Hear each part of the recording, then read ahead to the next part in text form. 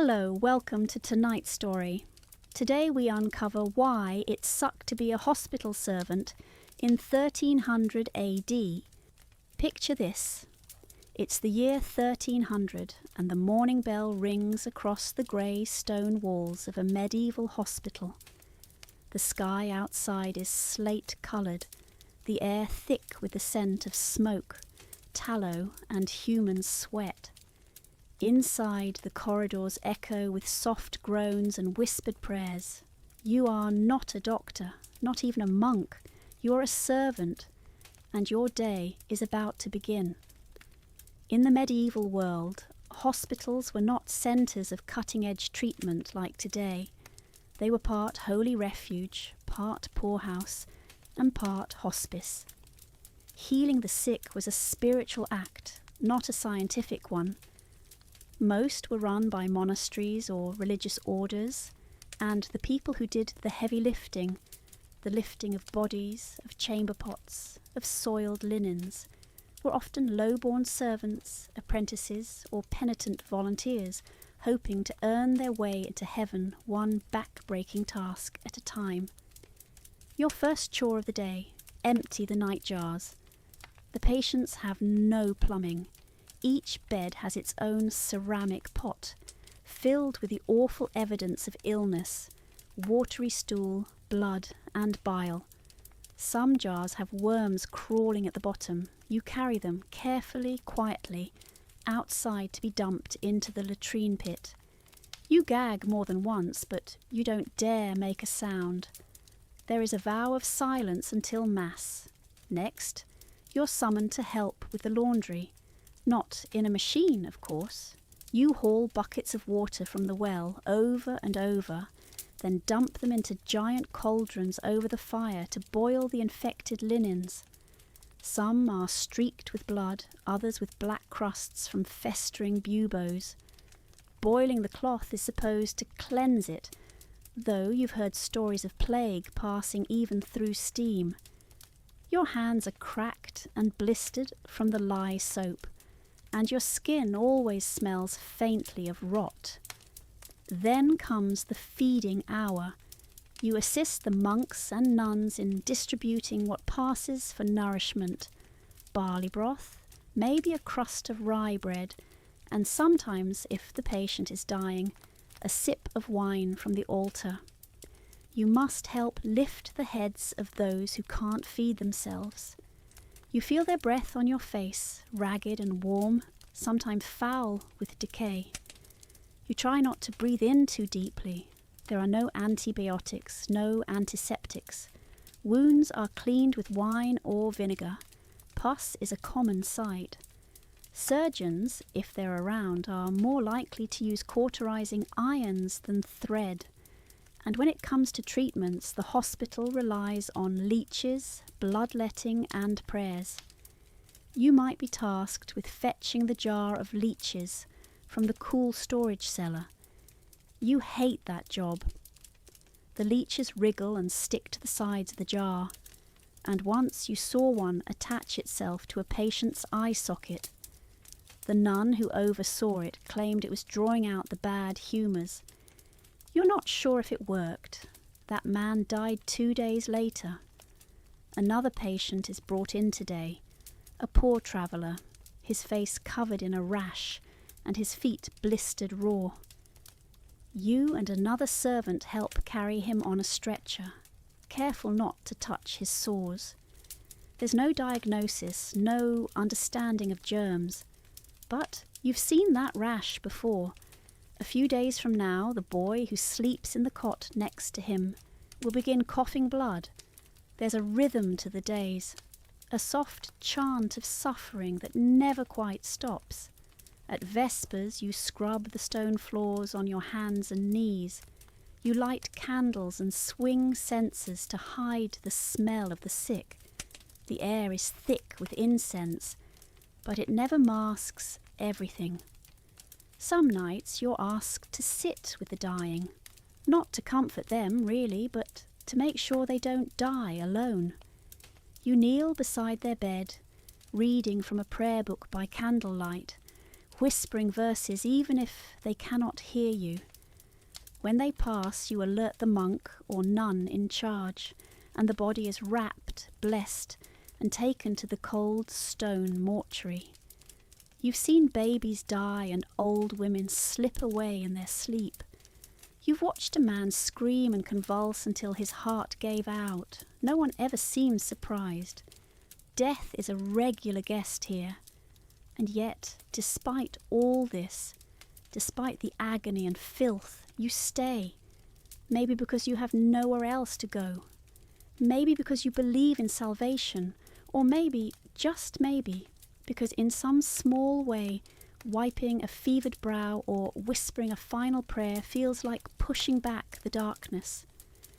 Still, when you wake each morning to the sound of the bell, with your joints aching and your fingers raw, it's hard not to think the same thing. It really, truly sucks to be a hospital servant in 1300 AD. The air in the chapel is still, heavy with incense and candle wax. Outside, peasants murmur prayers and press tokens of cloth or bone against the stone walls.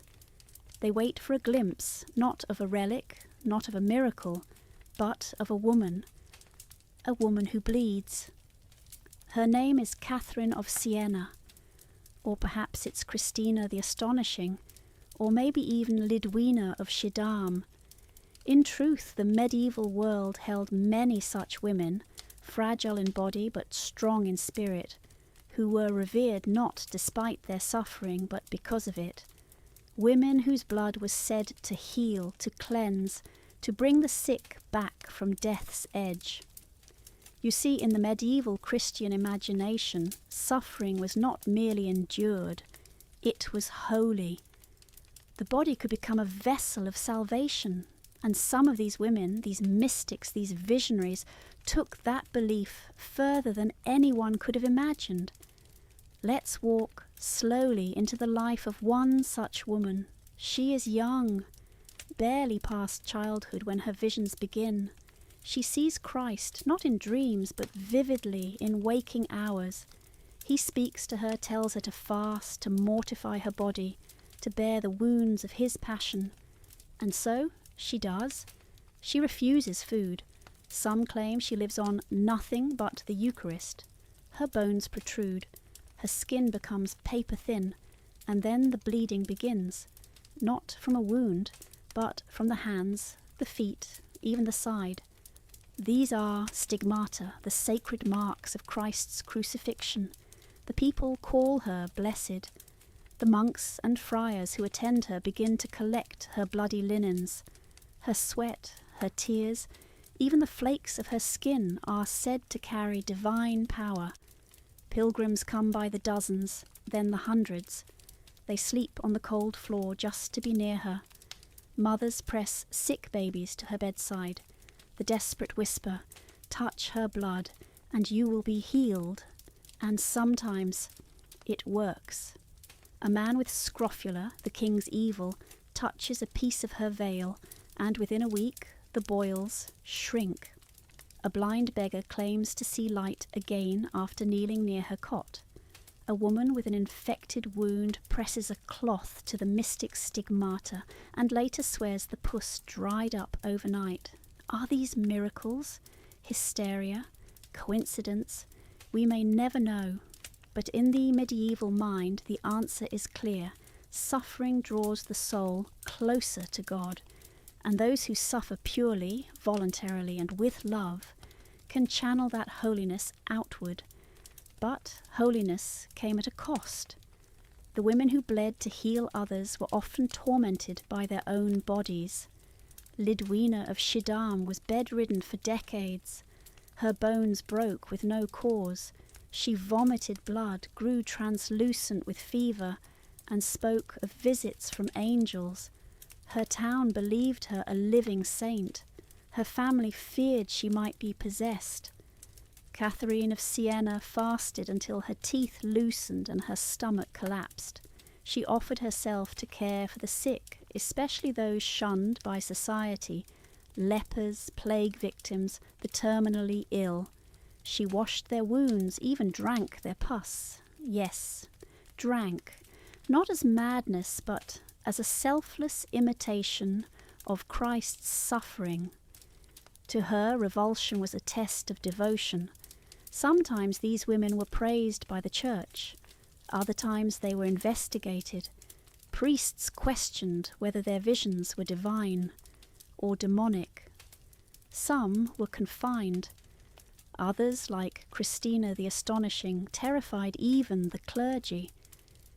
Christina once leapt into the rafters of a cathedral and spun like a wheel, claiming she could smell the sins of the congregation.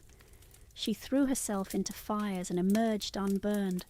She swam in icy rivers for hours, all of it, she said, to do penance for the souls in purgatory. Still the sick kept coming, to touch a hem of a garment, to sleep near her bed, to collect her bloody tears, and yes, to ask her to bleed, again for them. Because in a world where medicine was leeches and prayers, and where illness often meant exile or death, these holy women offered something more powerful than herbs or ointments. They offered hope, and yet behind the veneration lay the woman herself, weak, shivering, lonely, often in pain so terrible she could not speak. Their suffering was praised, but rarely eased. They bled, and the people watched. They collapsed, and the crowds wept in awe. But who stayed behind when the candles were extinguished? In the end, many of these mystics died young, but their stories lived on in hagiographies, stained glass, and whispered legend. Today, we might call it illness or hysteria. Our faith pushed beyond the limits of the human body, but to the people of the 14th century, a woman who bled to heal others was not a victim, she was a saint. It begins with a whisper. They say his skin was white as bone, that he wore gloves even in the heat of the Holy Land, that no one, no servant, no knight, not even his own wife, saw his bare hands. And when he removed his crown, the linen underneath was always stained red. He was a king, a leper, and his name was Baldwin IV of Jerusalem. In the twilight years of the Crusader kingdoms, as the golden sun beat down upon the battlements of Jerusalem, Baldwin ruled not just with a sceptre, but with a secret. He was crowned at 13, and before he turned 24, he would be buried, young, revered, and rotting from within. But let us go back to where it began. Baldwin was born in 1161, son of Amalric I, a powerful Crusader noble. By all accounts, he was a clever boy, sharp of mind, with a piercing gaze. But when he was still a child, his tutor noticed something strange. Baldwin could feel no pain in his right arm. He would play roughly with the other boys and walk away with bloody bruises and scratches, completely unaware. That numbness, that strange symptom would come to define his life. The physicians of the court eventually delivered their verdict, leprosy, or what medieval minds believed was leprosy. Today we call it Hansen's disease, caused by a slow-acting bacterium that attacks the nerves, skin, and mucous membranes. But in the 12th century it was considered a divine curse. The Old Testament called lepers unclean. They were cast out, forced to live in colonies far from the healthy. Lepers were required to wear bells and shout, "Unclean, unclean," as they approached. And yet, Baldwin was royalty. What now? Instead of exile, Baldwin was protected. His disease progressed slowly at first. His hands became weak, then his face stiff.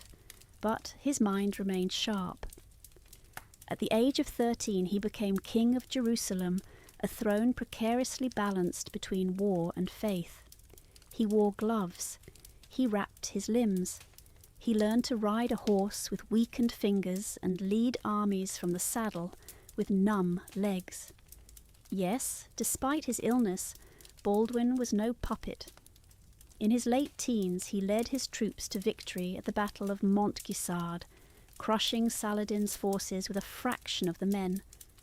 Chronicles tell of a pale-faced boy king, wrapped in linen, charging into battle with his standard held high, as monks knelt on the cliffs and prayed for deliverance.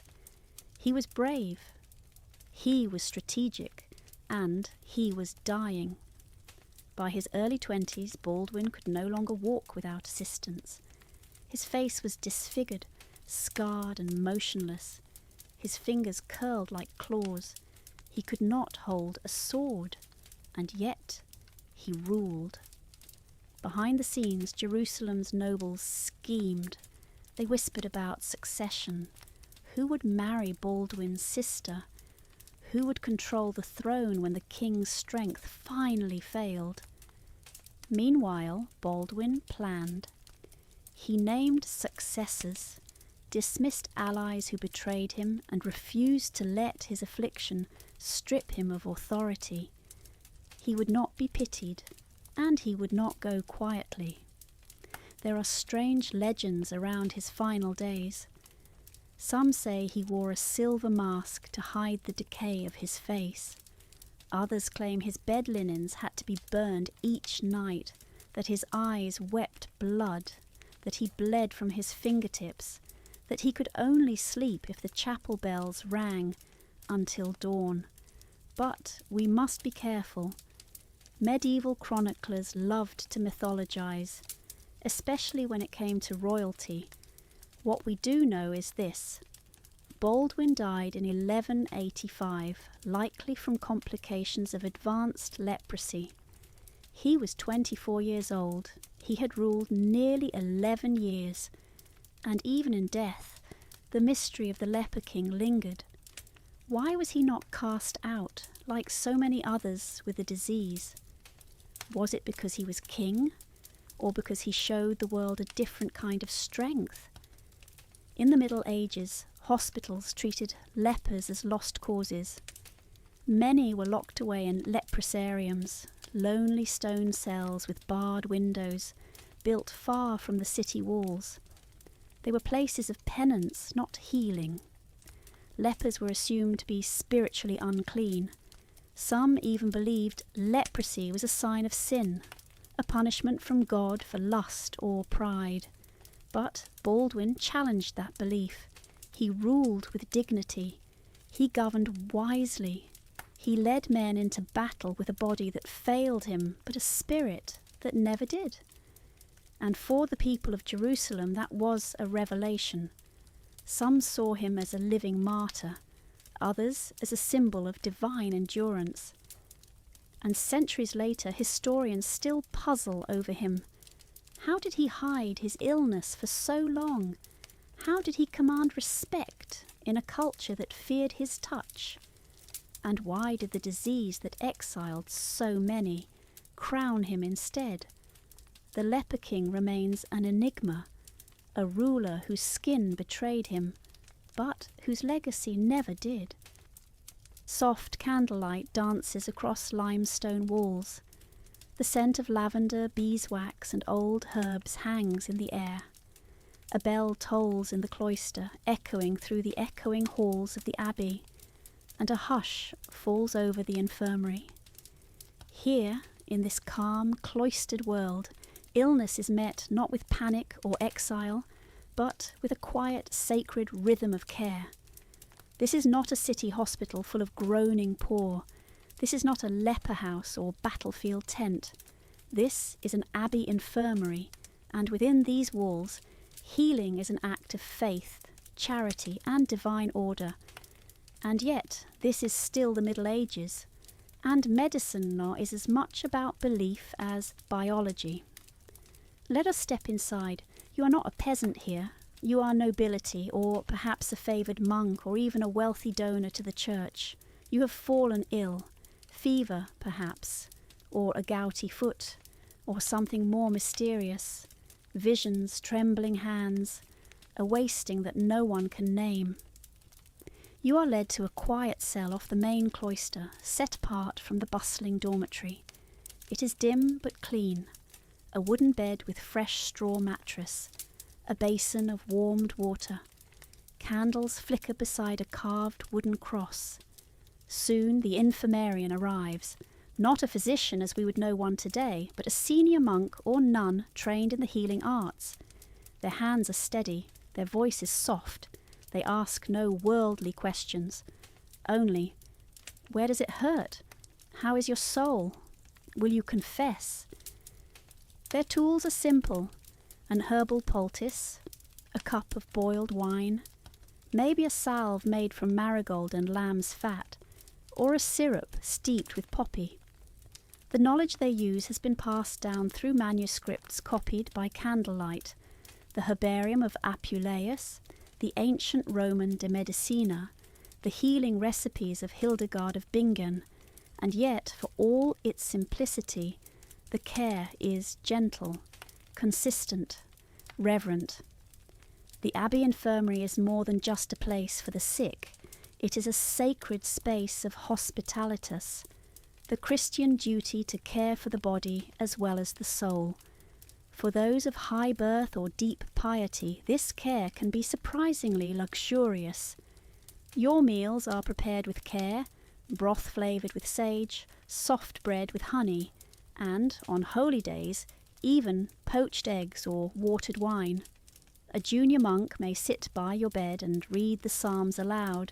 A nun might change your bandages, murmuring blessings as she does so. And if you are dying, the prior himself may kneel beside you and place the last rites upon your lips. There is dignity here. Unlike the crowded hospitals of the towns, noisy, underfunded, overrun with the destitute, the Abbey Infirmary is small, quiet, and well maintained. The linens are cleaner. The food is better. The air is thick with prayer, not rot. But even here, there are limits. No one truly knows how to cure infection. No one understands viruses. If your wound festers, they may apply honey or burn it with a red-hot iron. If your belly swells, you may be bled. If your fever rises, you'll be wrapped in damp cloth and placed beneath the chapel's cold stones. Sometimes you recover, sometimes you die, but either way, you are not abandoned. For many nobles and monks, the Abbey Infirmary is the only place they'll ever receive care. Hospitals outside the walls are for commoners. For the church elite, healing is provided by those who see it as service to God. There is no charge, no physician's fee.